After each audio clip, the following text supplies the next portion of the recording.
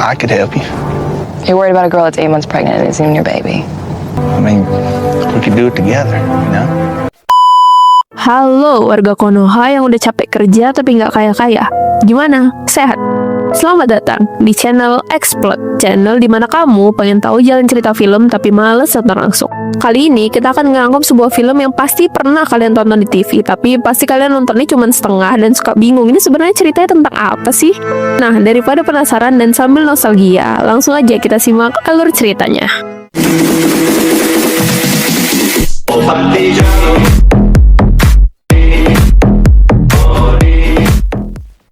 Film dimulai dengan diperlihatkannya seorang pria bersayap yang tiba-tiba jatuh dari langit di Los Angeles. Di tengah-tengah hujan dan gelapnya malam, tiba-tiba dia memotong sayapnya dan membuat sebuah kalung yang melingkar di lehernya lepas. Pria tersebut bernama Michael. Kemudian ia menyusup ke sebuah tempat untuk menjahit lukanya. Setelah beres, ia masuk ke sebuah gudang senjata di kantor kepolisian untuk mengambil beberapa senjata. Dua orang polisi yang sedang berpatroli dikagetkan dengan ledakan dari gudang tersebut. Terlihat pria yang tadi keluar dengan bawa tas berisi senjata. Saat mencoba untuk menghentikannya, tiba-tiba saja salah dari seorang polisi kerasukan dan menembak temannya sendiri. Beruntungnya, ia berhasil dilumpuhkan dan Michael pun pergi dengan mengendarai mobil polisi. Kemudian scene beralih ke seorang pria bernama Jeep yang terbangun karena mimpi buruk. Ia tinggal bersama seorang wanita hamil bernama Charlie. Meskipun mereka tidak memiliki hubungan khusus, tampaknya Jeep tertarik dengan Charlie dan ingin melindungi bayinya meskipun Charlie menolak keberadaan bayi itu dan berniat untuk memberikannya kepada orang lain. About a month from now, this baby's gonna have a new family. Ayahnya Jeep yang bernama Bob memiliki sebuah restoran kecil di tengah antah berantah bernama Paradise Falls. Di sana ia memiliki karyawan yaitu Percy dan Charlie si wanita hamil tadi. Di dalam ada sebuah keluarga yang terjebak di sana karena mobil mereka rusak dan sedang diperbaiki oleh Jeep. Seorang pria bernama Kyle sedang menuju suatu tempat namun dia tersesat dan mencoba mampir ke Paradise Falls untuk meminjam telepon. Melihat mobil yang seharusnya diperbaiki tak kunjung selesai, Bob menghampiri Jeep agar lebih cepat untuk menyelesaikannya. Terjadi perkelahian kecil akibat Bob yang tidak setuju melihat Jeep mendekati Charlie. Di luar, Jeep melihat ada kabut hitam yang besar. Sementara di dalam, Bob mencoba memperbaiki TV yang tiba-tiba rusak. Kyle menanyakan kembali perihal telepon yang bisa ia gunakan dan Bob mengarahkannya ke dalam. Tiba-tiba, teleponnya terputus. Semua jaringan komunikasi tidak dapat digunakan. Tak lama kemudian, seorang nenek-nenek dengan tongkat datang dan memesan steak mentah. What'll it be? I'll have a steak, please. Ia memperkenalkan diri dengan Sandra dan Howard. Di situ kita ketahui nama nenek itu adalah Gladys. Tanpa ada yang aneh dengan nenek itu. Ia berbahasa-basi dengan Charlie, namun mengutuk anak di dalam perutnya sampai membuat Charlie marah. But it's gonna burn. Go to hell, Aiden. Orang-orang di situ yang mendengarnya pun merasa heran. Setelah diperhatikan, nenek tersebut semakin aneh dan mengumpat Sandra. Howard yang tidak terima mencoba untuk menghampirinya, namun tiba-tiba Percy yang dengan sigap melemparkan wajan ke wajah sang nenek, namun ia tak bergeming. Dia malah berjalan-jalan di atap seperti sapi dermen.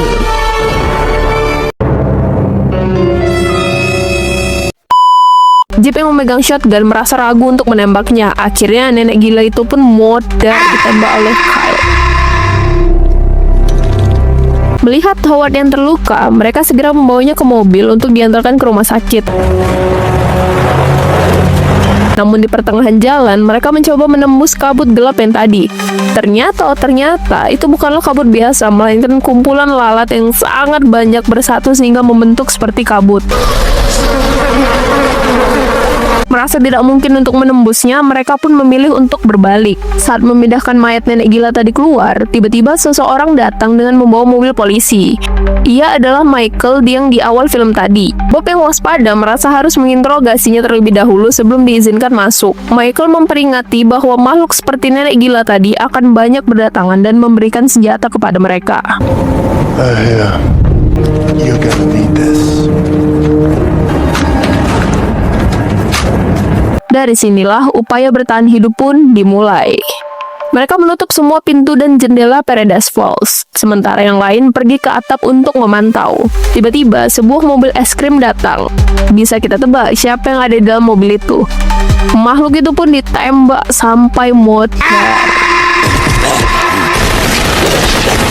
Tak sampai di situ, terlihat banyak sekali gerombolan mobil yang berjalan masuk menuju Paradise Falls dengan makhluk-makhluk di dalamnya. Michael dan yang lainnya berusaha untuk menembak mereka satu persatu. Tiba-tiba, salah satu dari mereka menerobos masuk dan menarik Howard keluar. Mereka sekuat tenaga untuk menahannya, namun sayang Howard pun tertarik keluar. Setelah itu, tiba-tiba makhluk-makhluk itu pun pergi menjauhi Paradise Falls. Bob yang merasa Michael mengetahui sesuatu meminta penjelasan atas apa yang sebenarnya terjadi. You better start talking. Michael bercerita bahwa Tuhan merasa kecewa dengan manusia dan memilih untuk memusnahkannya dengan cara mengirimkan makhluk-makhluk seperti tadi. Makhluk-makhluk itu sebenarnya adalah manusia yang dirasuki oleh malaikat. Jadi bisa dibilang ini adalah hari kiamat di mana Tuhan mau memusnahkan umat manusia tapi tidak dengan bencana alam, melainkan bencana dengan mengirim makhluk seperti tadi. Michael berkata, yang bisa menyelamatkan umat manusia adalah Charlie dan bayinya, karena anak yang di dalam kandungannya adalah harapan satu-satunya umat manusia.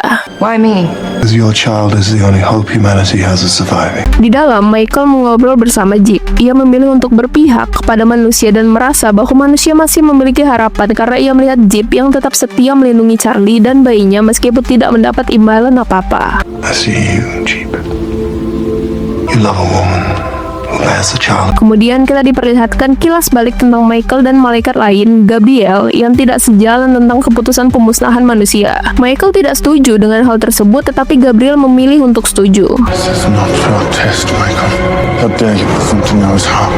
Sandra yang sedang tidur tiba-tiba terbangun karena mendengar suara Howard yang memanggilnya. Ketika mengintip ke jendela, ia melihat Howard sedang digantung dalam keadaan terbalik dengan kondisi yang mengenaskan. Sandra keluar dan mencoba untuk membantunya meski sudah dilarang oleh Percy. Namun tiba-tiba tubuh Howard pun meledak. Percy mencoba untuk melindunginya, namun sayang ia pun meledak. Sandra yang semakin gila pun terpaksa diikat di kursi. Ia mulai menyalahkan Audrey dan merasa semua hal yang terjadi akibat putrinya itu. This is your fault. We were only moving because of you. Di rooftop, Audrey dan Kyle sedang mengobrol. Tiba-tiba listrik menyala kembali dan terlihat sebuah mobil mendekati mereka. Di dalam mobil terlihat seorang laki-laki dan anaknya dalam keadaan panik. Di kejauhan terlihat banyak mobil yang semakin berdatangan. Kyle yang sadar bahwa semua ini jebakan menyuruh pria itu untuk masuk ke dalam mobil, namun ia tertabrak.